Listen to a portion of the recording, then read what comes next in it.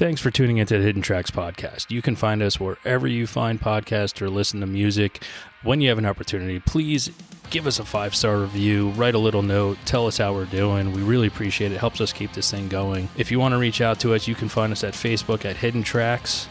Instagram is at HiddenTracks99, and if you'd like to send in submissions or talk to us or give us any feedback about what we're doing, our email is myhiddentracks99@gmail.com. Thank you so much again for tuning in, and I hope you enjoy the show.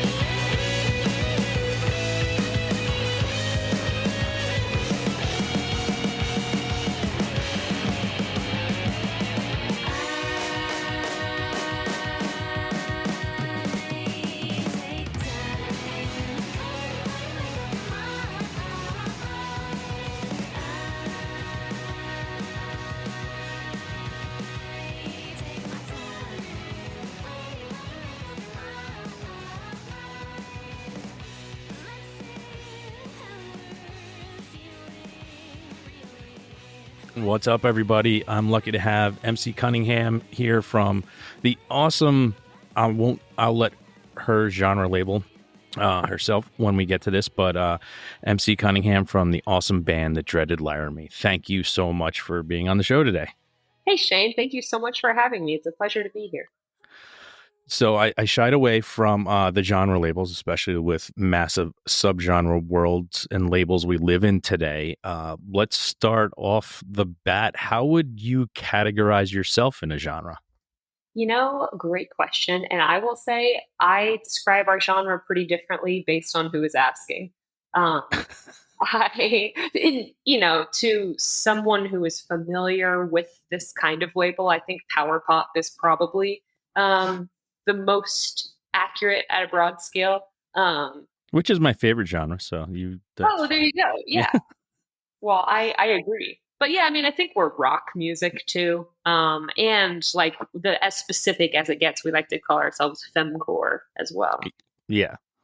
And I look at it like power pop for me. Sometimes people have no idea what that means. And when I have to describe, well, what does power pop mean? I'm like, it's melodic. It's soft to your ears, but can also fuck your ears up at the same time. And it's also just something that you can always have on. It's not like you have to look for what kind of mood you're in. It's the mood's already in the music. That is such a great way of putting it. Yeah. Yeah, it is it can hype you up and get you super pumped up. And it can be nice, like background shower music. Yeah. So we have, some exciting things going on. We have a record release coming here very soon, which I'm very excited for. I've run through the whole thing a couple times now. I'm very excited for the world to hear what has been, just to my ears. And it bothers me when I can't share music. So I'm like, no, trust me, just go listen to their other stuff now. And when a new thing comes out in July, you're going to be fucking blown away.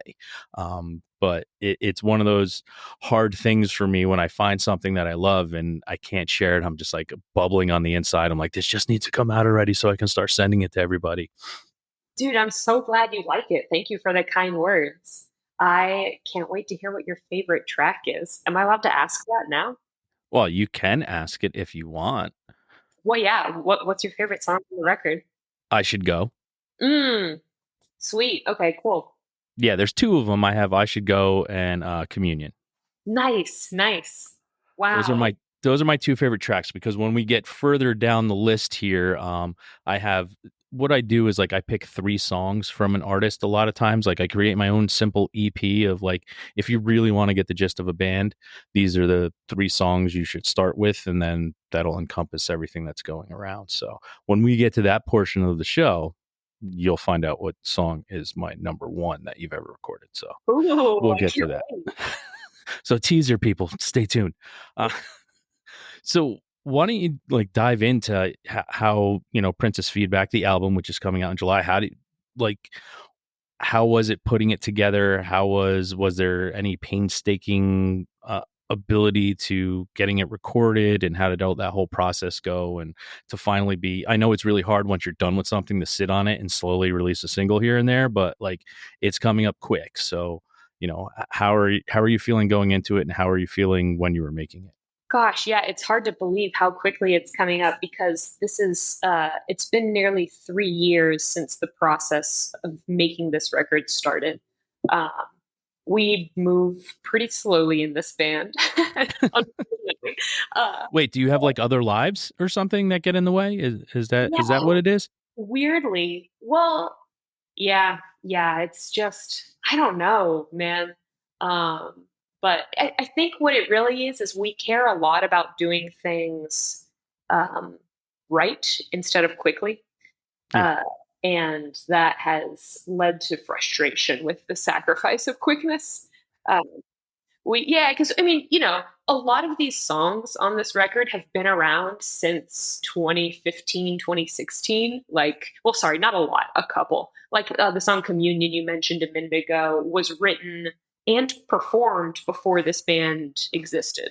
And I'm a little surprised it made it onto the record, but the songs have been around for a while, and we could have just gone into a bedroom and made a DIY recording and put it out, and like that would be cool. But we have cared a lot about kind of seeing these recordings reach the top of their potential, which was a big reason why we reached out to on a total, going out on a limb with no contacts whatsoever. The person who ended up producing this record, Dave Schiffman. I sent him a cold email in 2021 and just said, hey, like, I'm MC. This is my band, the Dreaded Laramie. Here are some demos. We really love the work you've done. It's hard not to. Yeah, right? Yeah. It's like the best stuff. Yeah, Bayside, Vampire Weekend, right? Like he did all that kind of stuff. Yeah, the first 3 Pup records. Yeah. It's just so much stuff we love. Like and stuff from like Pup to the new Olivia Rodrigo album. He had a hand in engineering. So like he just really gets pop and punk and guitar music. And so we were shocked when he got back to me like a day later and said, hey, I really like this stuff. Let's make an album. Yeah. That's us running around, throwing your hands over your head. Oh my god! Oh my god! I literally was in a doctor's office when was in a doctor's office when I got the email and had to stop the doctor and say, like, I'm so sorry. You have to hear about this situation. Probably thought I I was know I'm in the middle of a colonoscopy right now, but we need to hold on. I need to call some people. right. Yeah. And she was like, wow, I'm so happy for you. Like, okay, let's get back to the dermatology. Um, but it was, yeah, like a total shock. And exactly like a throwing your hands up in the moment, screaming, like, oh, wow, one of those few moments where you can kind of see your life changing, Mhm. um, even though nothing has changed. It, yeah, was very cool and was so great getting to make this record with him. I think that, and it took a while to get the dates on the calendar. And then, actually we took nearly a month in the studio making the thing. Um,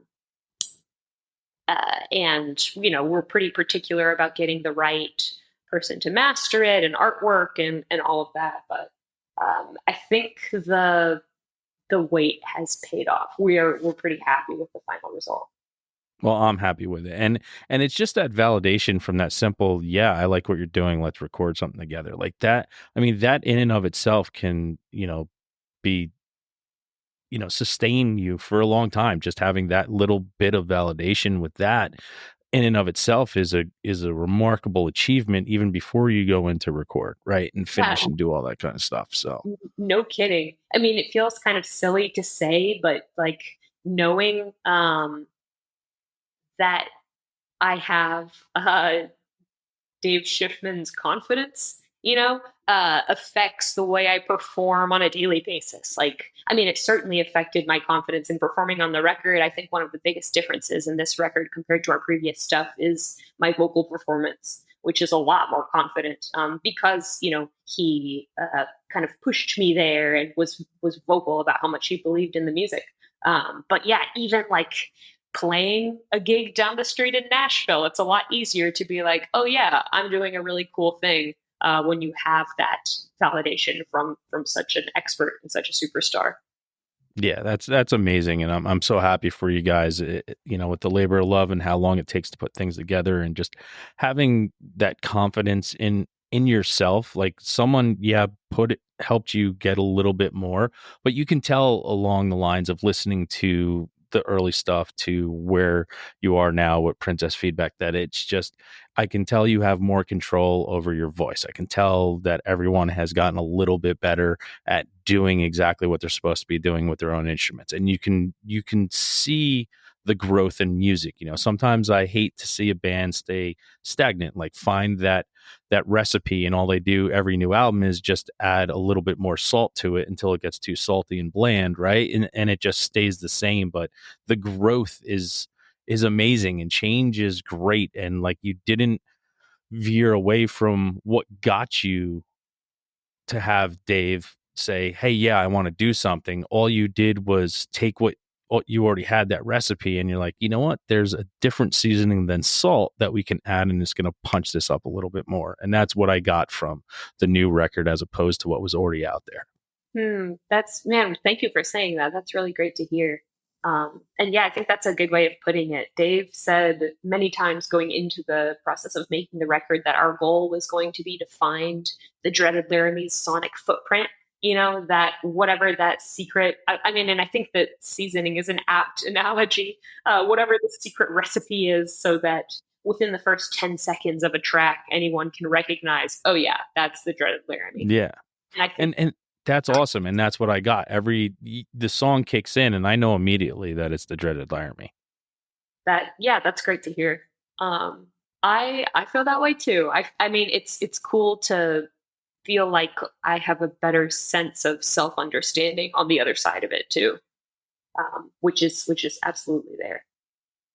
But now with the self-understanding, what was the biggest lesson that you took away that is never going to leave you for the rest of your time in creating music from this record? Oh gosh, so many. But the one that immediately comes to mind is something that feels over the top and dramatic behind the mic in the, in the vocal booth will be 50% less dramatic listening back in the control room. So like, I think the biggest thing I have learned is to really go for it, vocally, to try things, to be experimental. And that has translated to the live show too. But, I mean, the vocal for the kind of music we're making, I think the vocal does a lot to inform, what the song is and how people are supposed to take it. And just knowing like it is okay to be expressive, and over the top, has been huge for how, we play music, and honestly how I write songs too. Now I love that. And I love that you have something that comes directly into your head when I ask that question. Because sometimes it's like you start off with, oh, there's so many things, but that one thing that stands out, like that's your thumbprint, right? Like that is it. Like you learn something and you're like, I can do more. And I think that's the biggest thing is like, hey, you can always do more, where sometimes people are scared to do more because of that simple thing. You're scared to push yourself, and you're also scared to what it's going to sound like on the other side of the glass. And then when you hear it back, you're like, oh, maybe I can even go more. When you already thought you were at 100%, you could do even more than that. And then to try that takes a lot of guts to give into that, right? It takes a lot of guts to change something that you were comfortable already doing and bringing it to another level, because just like anything else, you're always afraid that it's going to backfire. Yeah, right. I mean, I think I think you're right that it's guts, and it's also a lot of, I mean, and I'm not saying this necessarily about myself. I'm not trying to give myself a compliment, but, humility, I think, is another piece of it. Like it's easy to, kind of have a wall up and go, nope, like this is how I do things. I'm not going to do things differently. And it takes, yeah, courage, and also a lot of, humility to be willing to try something, someone else's way. Now, I want to get into your life and your musical journey to get to where you are today. So we're going to start in the way, way back. And the way, way back is that kind of first moment. As for me, it was a child. I was 6 years old. I heard something that changed my mind. And from that moment, I've just been involved with music. It is taken over my life. It is the reason, other than my wife, is the reason why I get up every morning. It is the reason why I get to smile. It's the reason why I get to cry. And I remember that specific moment at 6 years old and what I heard that changed my life. And I'm there's always those two big moments. It's the first time you hear something that changed your life, and then when you kind of find what it is you're searching for it as yourself. Do you remember as a child like what it was the first time you heard something that finally made your ears perk up and say, what is this? And like maybe ask a question? Yeah. Am I allowed to ask first what yours was? Sure. Mine was, I'm sure, people are tired of hearing this, but you haven't heard it. I was 6 years old and I heard the Beach Boys Surfer Girl on the radio. And it was Little Surfer, but that was it. I was 6 years old and it was on a radio, and I kept from the back of a 79 Oldsmobile Cutlass, kept screaming, play again, play it again, play it again, play it again. And that Christmas, I got a Beach Boys cassette. Wow. And I still own that cassette to this day. Over 40 years later, I still have that original cassette. It doesn't work anymore, but it's never going away. That is super sweet. Yeah, as it shouldn't. It should stick around. I'm excited to see it one day in person. Yeah. Yeah, I think for me, there are a few of those moments kind of at different turns, because my musical journey has been a little bit winding. But as my 10th birthday approached, my parents said, I'm the oldest of three. I feel like that's relevant here too. And as I was approaching my 10th birthday, my parents said, I think it's important that you play some kind of instrument. So you should pick what kind of instrument you want to play, or else it's going to be piano, and we'll put you in piano lessons. It's nice you had a choice. It was, hey, here, you're taking piano lessons, just like 90 million other people, and then quit and give up because it's too hard and complicated as a young kid. And now I wish I always played. But yeah, that's nice that they gave you a choice. It was. And for some reason I picked guitar. Um, and they, yeah, bought me a guitar. And I took lessons at the local guitar store, which was not Guitar Center at the time. But yeah, took lessons for a couple years. And then weirdly, my middle school had like a jazz guitar band kind of thing. And so I did jazz guitar and like started learning theory and stuff in sixth, seventh, and eighth grade, which was fine. But in middle school, I at some point, I'm not sure how old I was exactly, but I was uh, browsing Neopets compilation videos on YouTube, as one does in middle school, and one of them had a Reliant K song underneath the changing photos of Neopets, and I was like, "Oh, what is this? This is." Different from anything I hear on the radio or the James Taylor that my parents are playing. I like this a lot. And so, yeah, shortly after that, got my first electric guitar. Um, kind of, yeah, did the jazz thing in high school, took a detour into bluegrass music. Um, That's and then cool.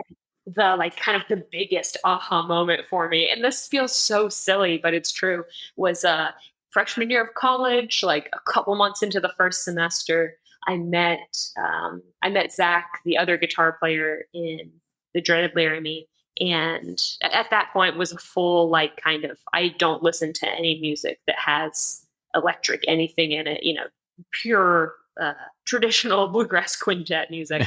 And he was like, "Here, I think you should check out the Blue album by this band Weezer." I was like, "All right, we'll see." And I did, and it was like a world changing, moment that Oh, directly set me on the path to, where the band is today. oh, absolutely. I mean, I had, especially when it came to power pop, I remember there was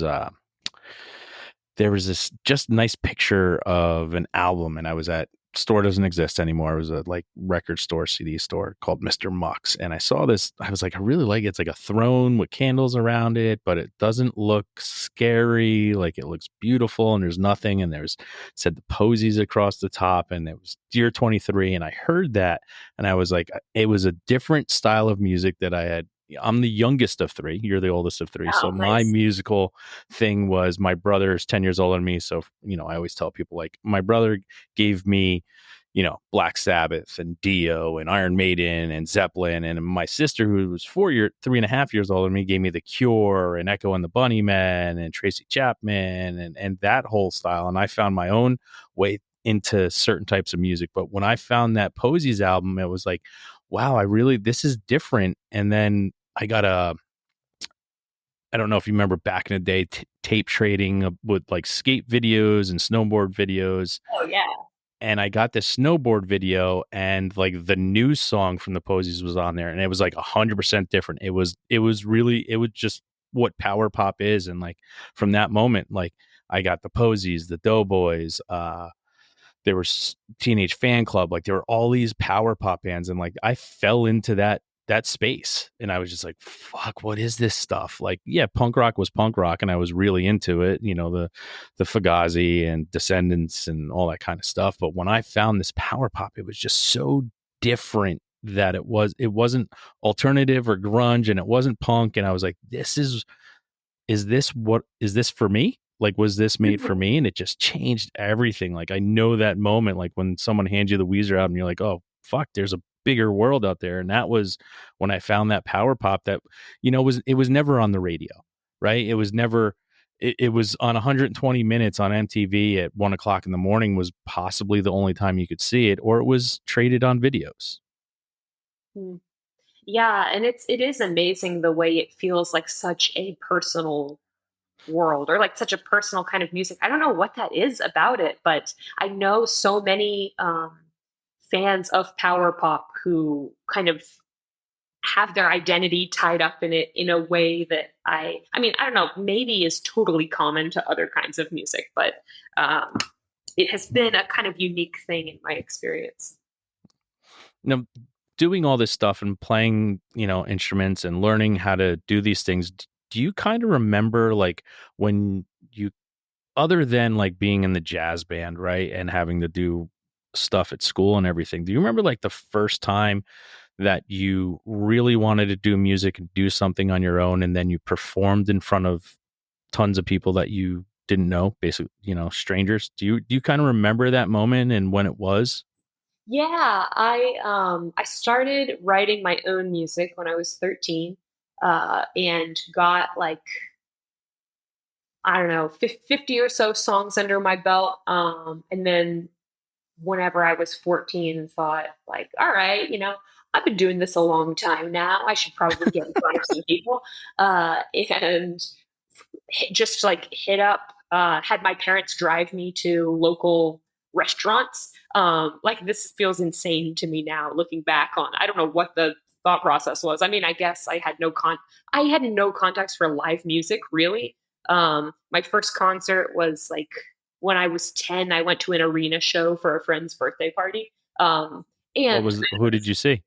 it was a stacked triple bill, with Sarah Bareilles opening, and then Maroon 5 in the middle spot, and Counting Crows closing things Wow. out. Yeah, Wow. quite a bill. Awesome. But yeah, I just didn't like local live music, or anything smaller than an arena show wasn't something that existed to me. So yeah, had my parents drive me to restaurants and had a resume, and said like, hey, let me come play like covers and maybe some originals for a couple hours on Friday night, and I'll like get my friends and their parents to all come, and you don't have to pay me, I'll play for tips. And a couple places bit, and that became a kind of regular part of my high school life, just doing the kind of setup in the corner of a cafe thing. But yeah, it really wasn't until the Dreaded Laramie that I started playing in a band.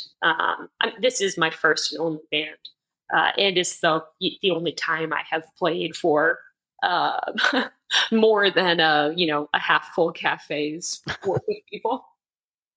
What was the name other than the Dreaded Laramie that you almost chose? Oh, we for a while, when we were at the beginning of the band's existence, we were almost called Trash Lamp. I'm glad you went with the Dreaded Laramie. I mean, neither of them are great. The Dreaded Laramie has great SEO. But it is a little like, oh man, we thought this was a really funny joke when we were in college, and it's a decade later, and we are still. You're stuck with it. Yeah, now you're stuck with it. There's not many bands that just went on to change their name, Yeah, right. midway through. I mean, Blink turned into Blink 182, but I mean they added a couple numbers.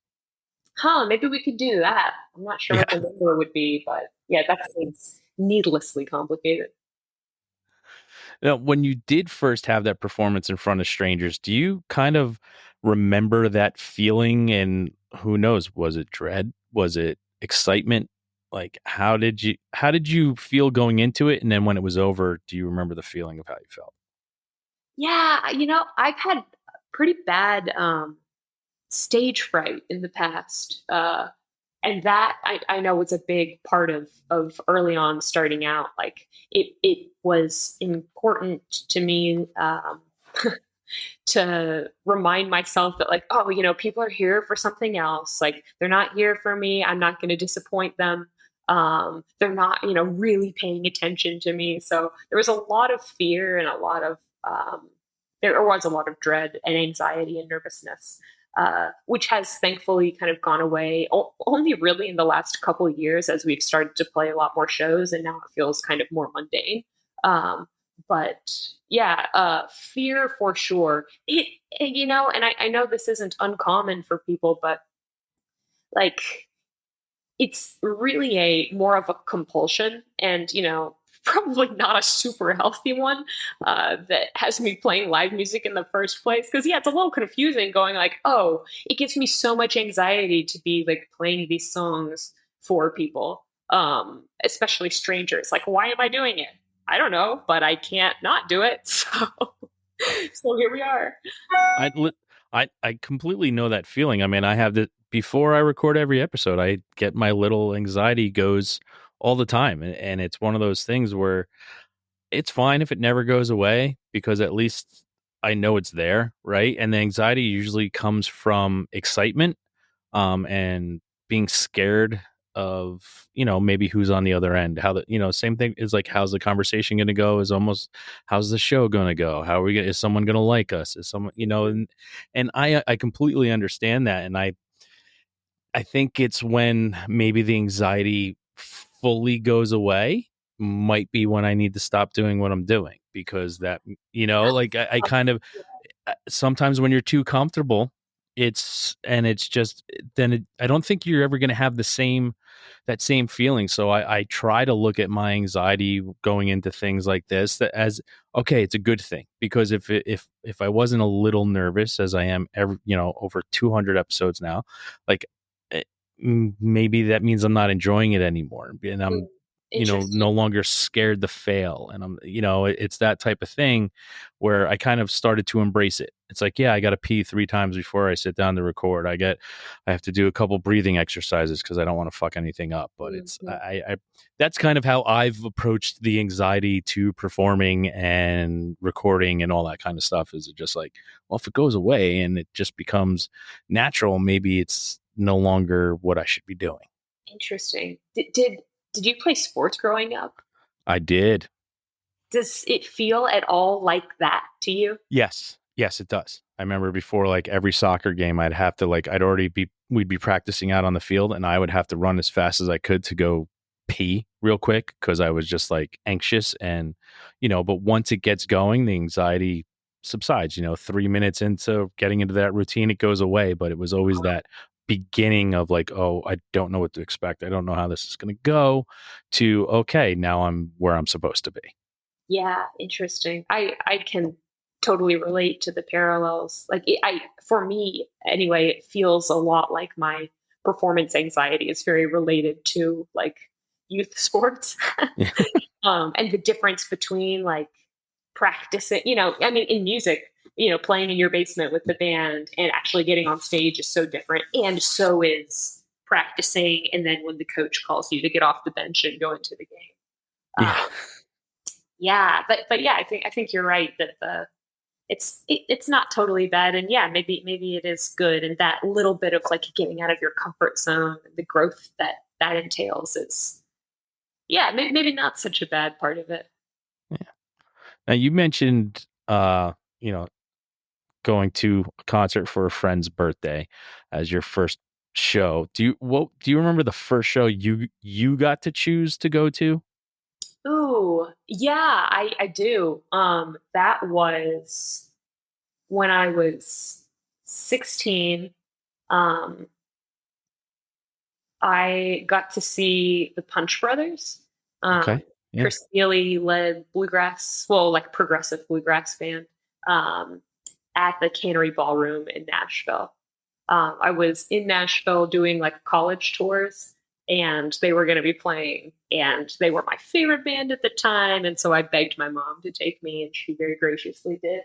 But yeah, that was awesome. And that was also my first experience seeing a band in like a club, that was like, I mean, I think it just, Cannery Ballroom closed and I think has reopened now as under some other name. But anyway, it's like, if I'm not mistaken, around like between 300 and 500 cap.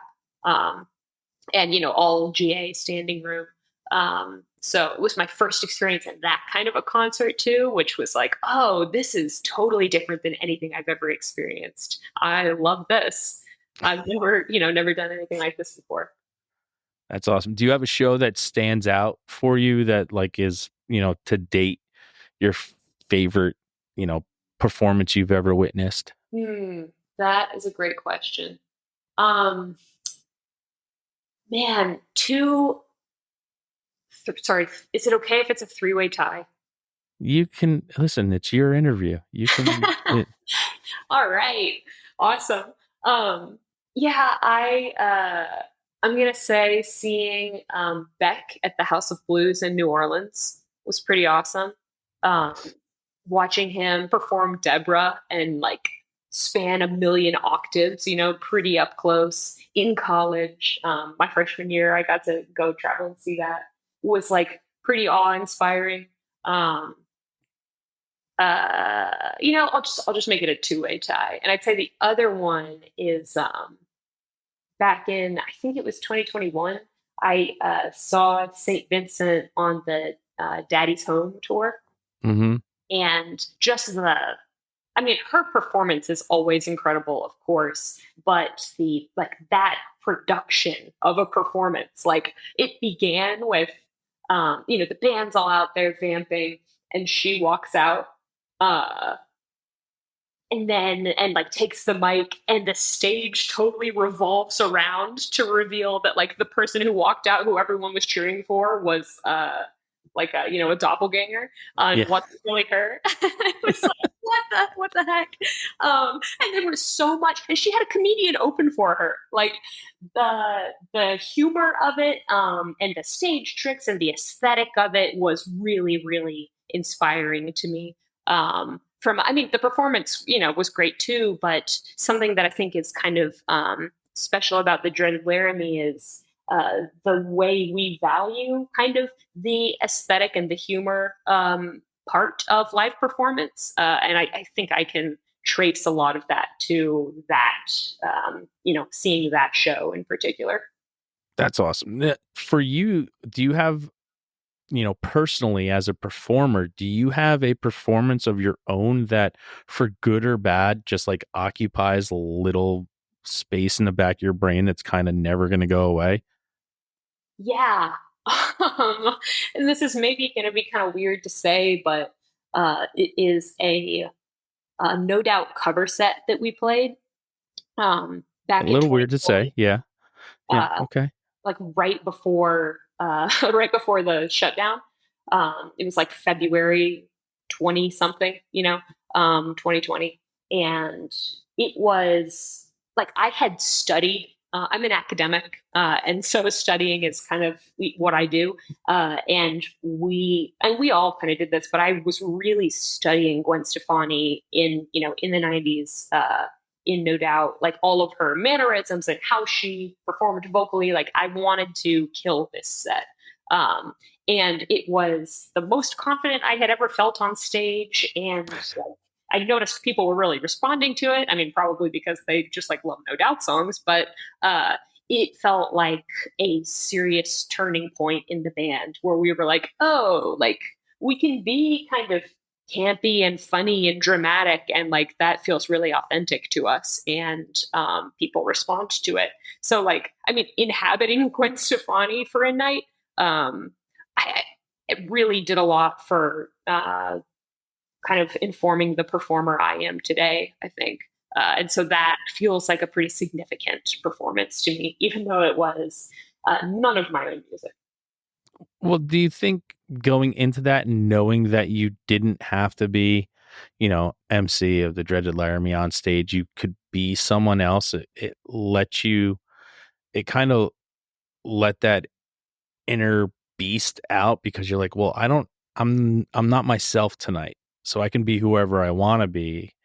Was that kind of the thought process, do you think? I mean, I'm not trying to psychoanalyze you or anything. Well, Well, I please. am, I Yeah, guess I am.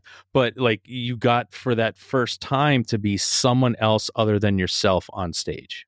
yeah, I think that's a huge part of it.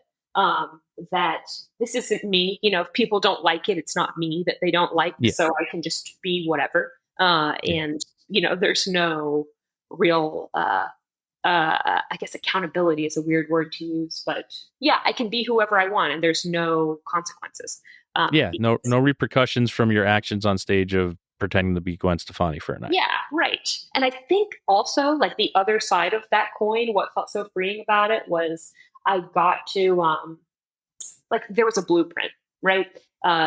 Gwen Stefani has a very clear vocal style and kind of stage personality that I could look at and go, okay, I'm going to do that thing. And it's so much harder to do that for yourself when there isn't a blueprint, you know, like the act of making the blueprint for what my, persona is so difficult and not something that we always do really consciously, I think. And this, we just recorded a few more songs with Dave actually that aren't going to be on the record a couple months ago in March. And this was a conversation we were having a lot, like just how hard it is to record vocals for a song that doesn't exist yet because you're developing the blueprint. And so so we actually ended up like having me record a full, comp to vocal take for each of the songs. And then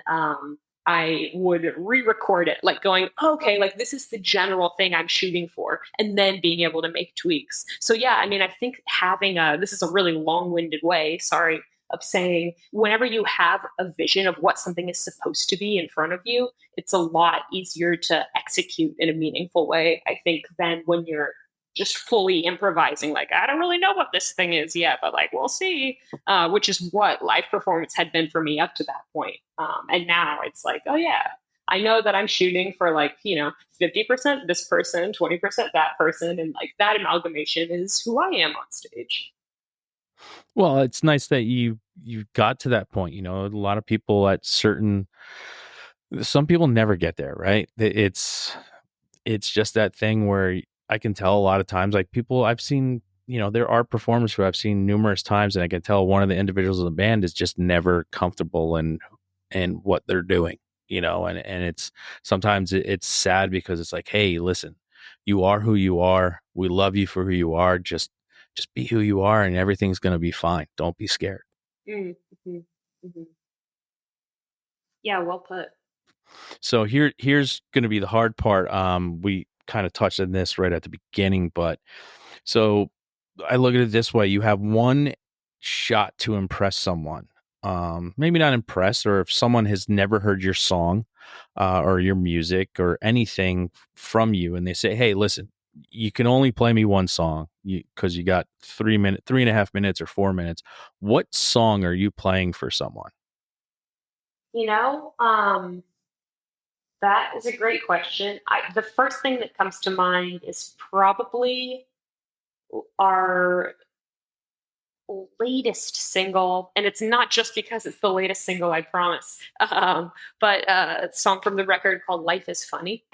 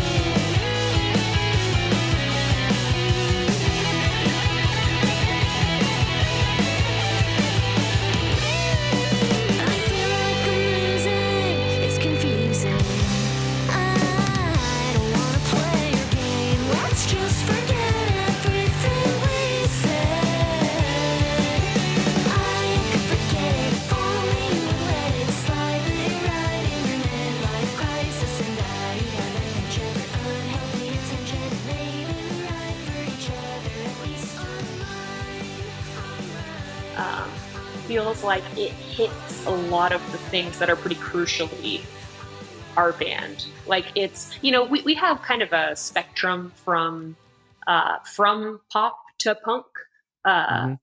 and mostly occupying the space in between. But I think that that song does a good job of hitting kind of the middle ground of what we are, and has like a classic kind of ribbon solo in harmony, and some cool kind of key change stuff happening. And I think the chorus is super hooky. So yeah, it feels like I wouldn't say that's my favorite song that we have, but I think it does provide a nice sampler of like what to expect from this band. And whether or not you dig it will probably give you a pretty good sense of whether we're going to be your cup of tea or not. Awesome. Well, you kind of led into the question that always follows. So what is your favorite song that you've ever released so far? Ooh, that we have released. Yeah, Probably I know mine. That's why I have my 3. So, and I didn't tell you the one before, but I have mine. And it's the one that I would play for people too, that I would say encompasses who you are. Like, so, when your album does come out and I start spreading it, there's 2 songs off the new thing and one older song that I'm like, yeah, this is what I started with. Interesting. Okay. Yeah, I would say my favorite song that is released is Fishnets, which was the second to last single we put out. But if the record counts, my favorite song on the record is the opening track, Mess. It feels like, yeah, it's so cathartic for me, and it was super cathartic to record. I love playing it. It's a total, like, it is a mess of a song. It is an odyssey, and it's just so much fun. So yeah, that one is my favorite, but Fishnets among the stuff that's released. All right. But what about you? Mine's Tell Me. Oh, interesting. Yeah, that's, the song that I would kick it off, because I think it's one of those things where it is kind of exactly who you are and wanted to be. And then when you got into the new album, you became who you were supposed to be. So it's like, I love to be like, hey, listen, if you're going to do it, this is it. This is the first song. And then I go on to I Should Go, and then Communion. So it's like, here you go. Here's your initial burst into it. And because I really think it has all the musicianship is there. Everything that you're working towards is there. And it's just a brilliant fucking song to begin with too. So, I mean, that's why I start with that. Well, thanks. I'm glad you dig it. And it's cool to hear that it feels like it's part of the narrative of the band. All right. What were you listening to the day you got your driver's license? Oh, I might have to think for a second. Honestly, probably the Punch Brothers. Probably some, either that or like some Bill Monroe, like just very kind of either 50s recordings of very traditional bluegrass quintet, or like some interesting, weird progressive bluegrass stuff. All right. How about an artist that, never lets you down?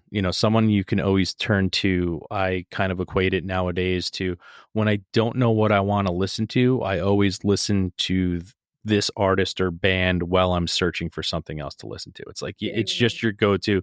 Rolling Stone calls it your favorite bands, but I call it, it's just, they're never going to let you down. And it's always just something you find yourself putting on while you're searching for something else. Yeah, that is easily Alex G for me. Nice. His and it's always so sneaky. Like I don't use Spotify anymore. I haven't for several years, and I think nobody should. I want that to be on the record. But when I was using Spotify, I was always surprised when I would get the Wrapped, and it was like when I describe my music taste to people, it's like, oh yeah, I like high power, high octane guitar music, like hair metal-y kind of stuff. And then I would get my Spotify Wrapped back, and it's like, oh yeah, you listened to Alex G by far the most out of any artist. Like, it is not close. which is not high-powered guitar music. But it is, melodic and hooky and catchy and wonderful, and like I think his records are great to just like have on repeat, and yeah, very very reliable stuff. So that's my comfort food artist. All right. Well, how about something that's outside of your comfort zone that you listen to that people be, especially after this conversation we've been having, they'll be really surprised you get tons of enjoyment out of? That is a little bit of a thinker of a question too. Only hard-hitting questions here. Like I've built it around things that are going to make you think, if you come up with it too quick, sometimes I'm like, oh, you cheated. You listened to some episodes and you're prepared. There's a piece of paper in front of you. And I know that for a fact. Oh yeah, I definitely don't have a sheet of paper in front of me. Man, something that would surprise people that I like. I guess I can't really go the bluegrass path because I've been talking about it this whole time. Exactly. I really I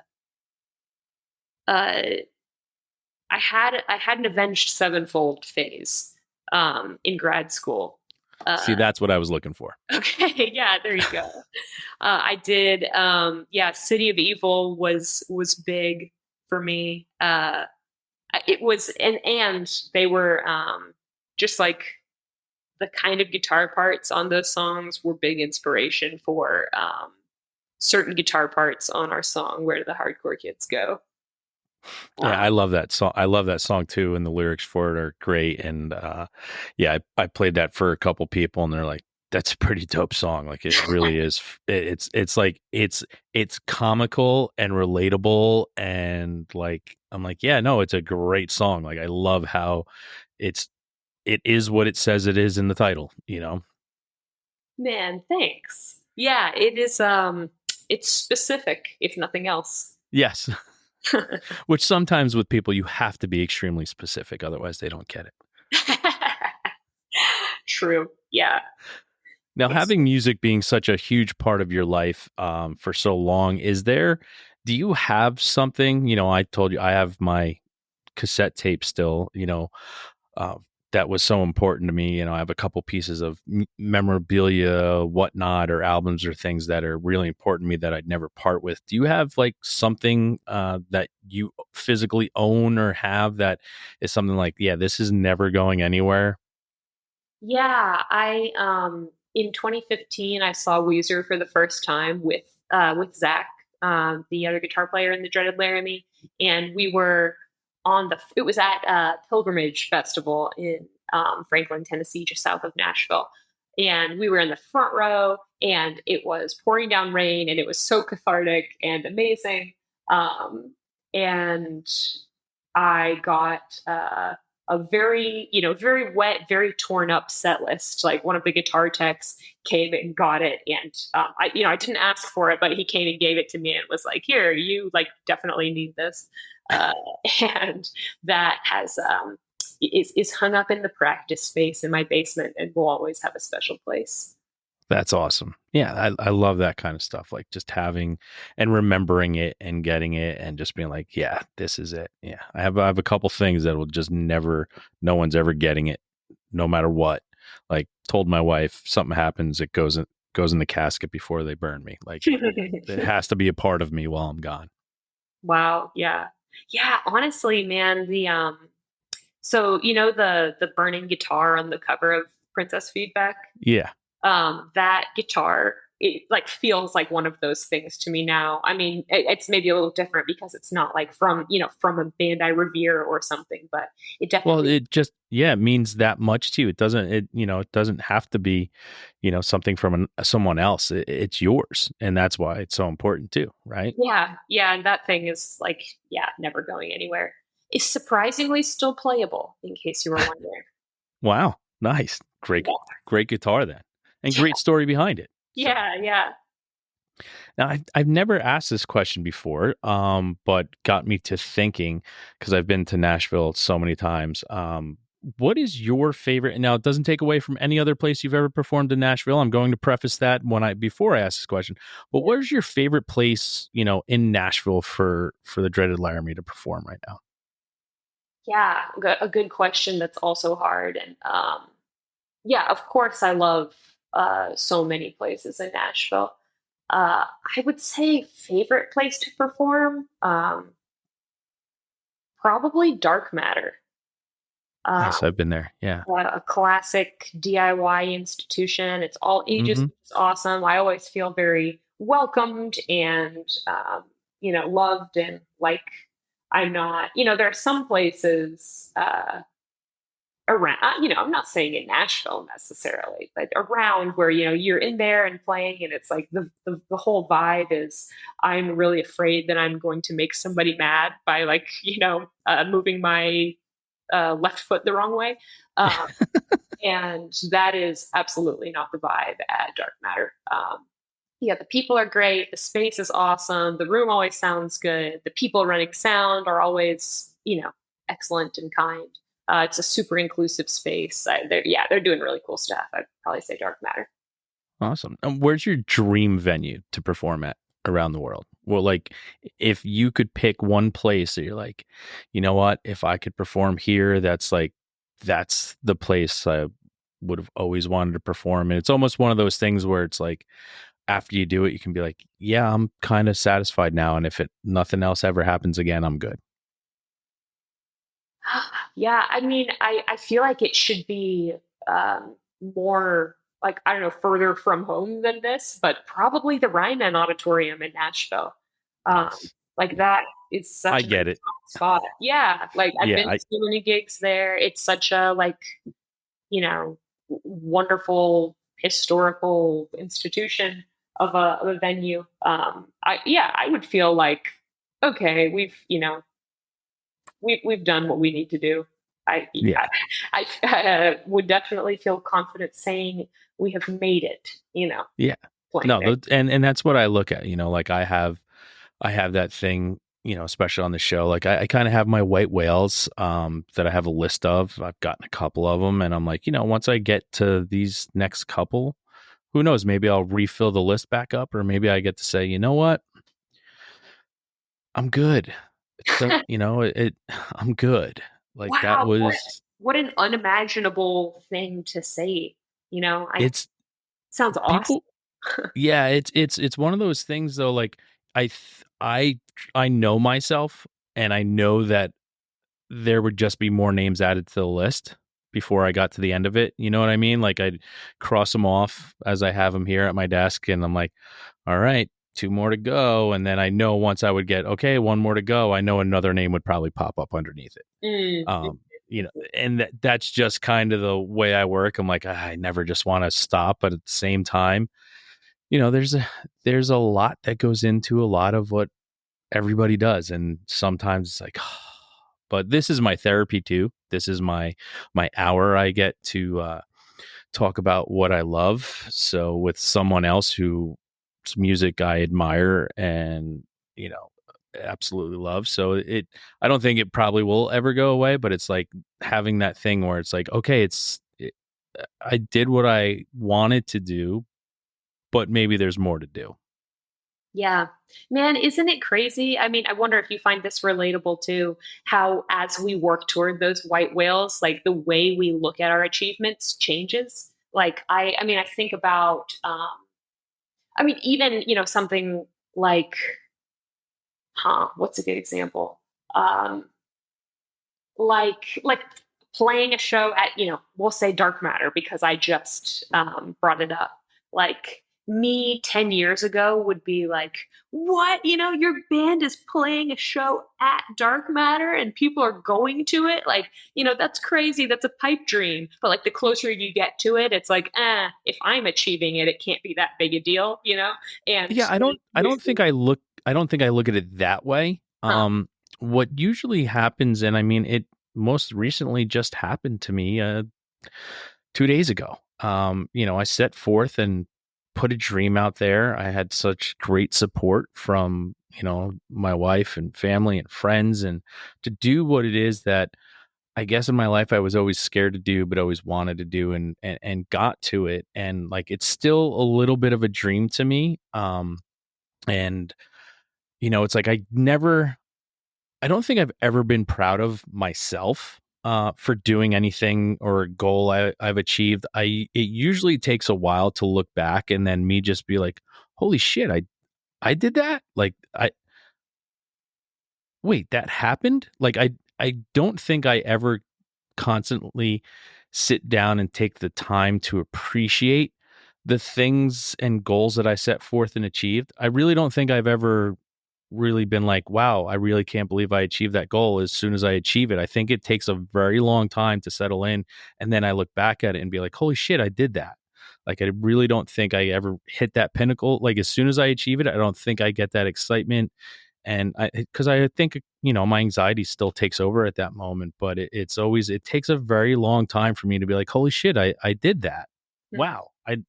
And it's almost like you forget about it because I'm constantly creating a new goal and a challenge and then surpass that challenge and put a new one in front of me because I always have to be doing something and moving towards something and having something to look forward to. Otherwise, if I just stay even keel and stagnant, I'm afraid I'm just going to sink, and I just don't want that. So I don't think I ever really sit back and take the time to just be like, wow, I did it. Like, and here I am and I did it. It's usually way past the time that I did it that I look back and be like, holy shit, wow, I did that. Yeah. Wouldn't it be cool if it were easier to appreciate, the things we do in the moment? It would be easier. It would be a lot easier. Now, speaking of moments, meteor's going to crash into the earth in 5 minutes, and everything you love in this world will cease to exist, as will you. But you have to listen to one song at that moment. What song are you listening to? um, Probably it's gonna, and I'm just, shooting from the hip, going with my gut here, not gonna think too hard about it. Probably I like it's your stalling tactic there. it's probably gonna be I believe in a thing called love by The Darkness. Nice. I love the darkness. It's my Same. kitchen music while I'm cooking. Yeah, no way, really.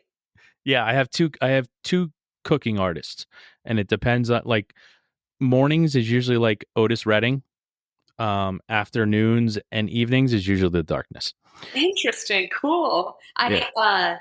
Japanese breakfast is my breakfast cooking music, and it's not because of the breakfast part. I promise. But what's your favorite Darkness album? Permission to Land. I Okay, mean, listen, I love the second album, Train, but One I Way mean, Ticket to Hell and Back. yeah, Yes. yeah, and it's fantastic, but at the same time, like, Permission to Land and finding that and hearing, Black Shuck and all that kind of stuff for me was just like, it was so new but so old at the same time, and I was just like, this was brilliant. And I've seen them so many times now, No way. and Really?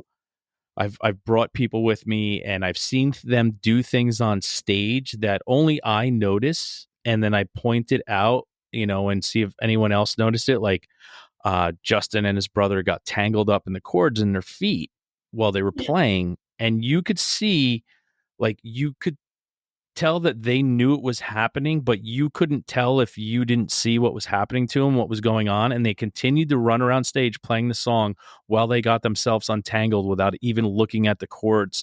And I was like, Wow. that's some fucking rock star shit right there. Like, Yeah, that that's was the coolest fucking thing I've ever seen. They didn't miss a beat. No one else in the audience noticed it. And I was just like, that's some rock star shit. I'm like, that's a professional fucking band.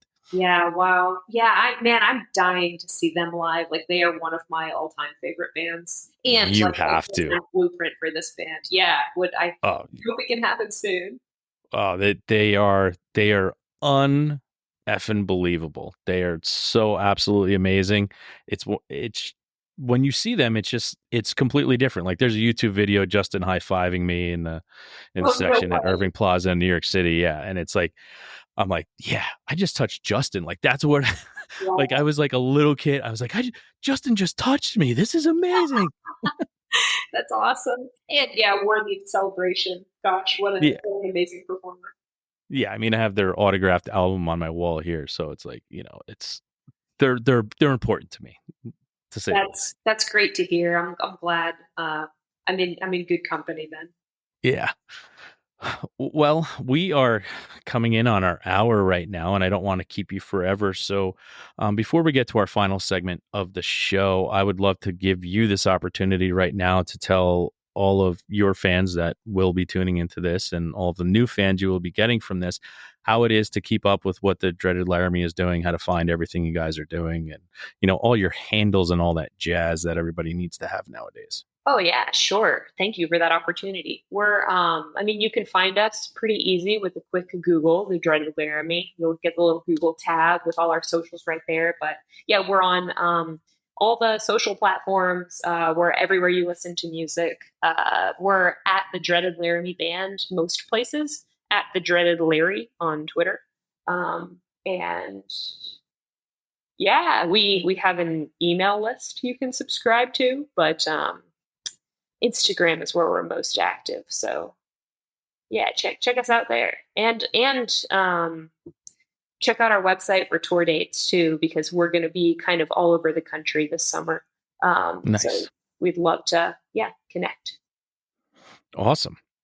Well, we're going to our final segment. It is our weekly threes. It's three things that you're listening to right now that you would like people to check out. You give your three, then I give my three. Oh, like new music? No, it can be whatever you're listening to. It can be old music. It can be new music. Okay. Let's see. Three things I'm listening to now that I think other people should check out. Does comedy count, or should we be sticking to music? It can be whatever you're listening to. All right. Don't forget, it's your interview. Thank you. Thank you for the reminder. The new Conor O'Malley special.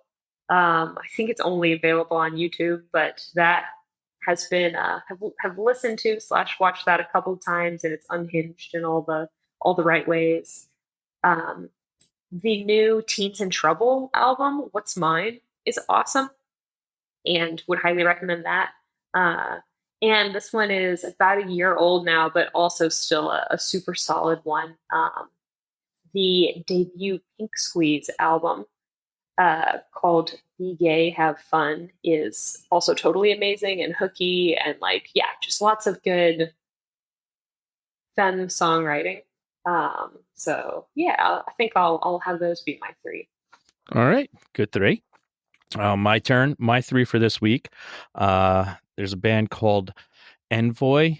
It's spelled ENVOI. They have an EP out called Seasons. It is just great fucking music. Listen to it. I'm not going to sit here and try to tell you what it's about. You either listen to it and like it, or you listen to it and you don't. Either way, listen to it. Sweet. Next is a band called Blue Grave, and it's blue spelt like the cheese, BLEU. Blue Grave. They have an EP called Chorus Ghost. It's very fuzzy, post-punkish, new wave-ish. It's got that old grit to it, but it's new. And that's what I love. It's nostalgic, as I always call things. Nice. And last but not least is an old band.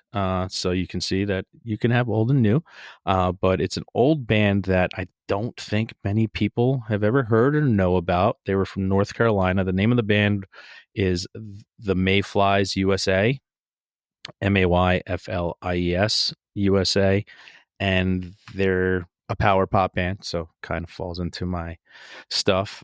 From, I think it was 2000, it might have been 2002 when this album came out, or 2001, I don't know, but it was a while ago.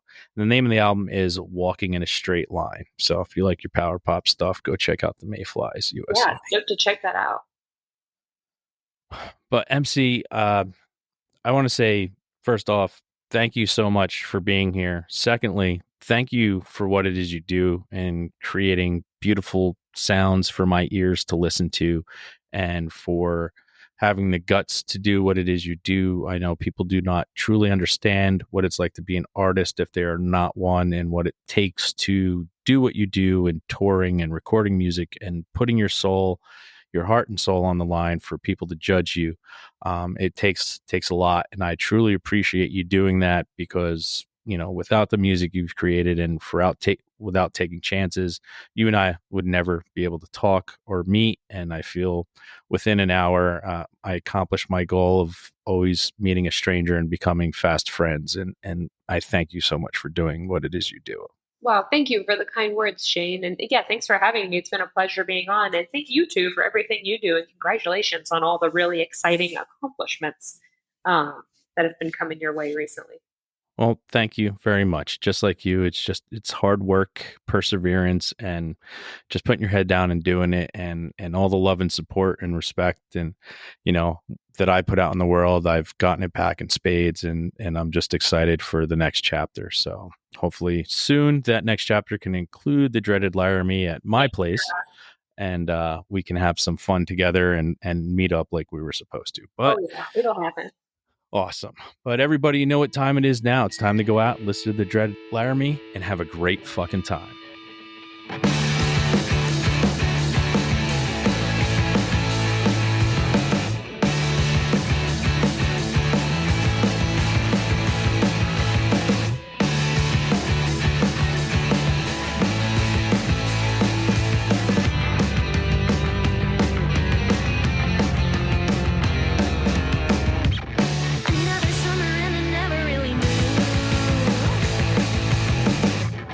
You love to hear it when I say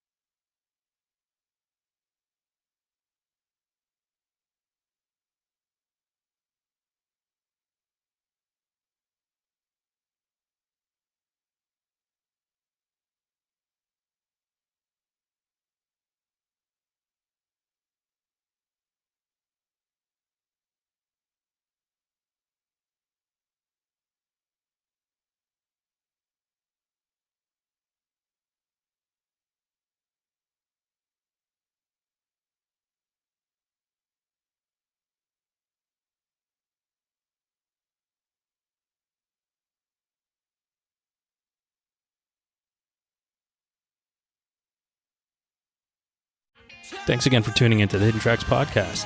We hope you enjoyed this week's show. Don't forget to follow us on Instagram at HiddenTracks99. Also, send all your submissions myhiddentracks99@gmail.com. Tune in next week. You may find your new favorite band, and don't forget to go out and have a great fucking time.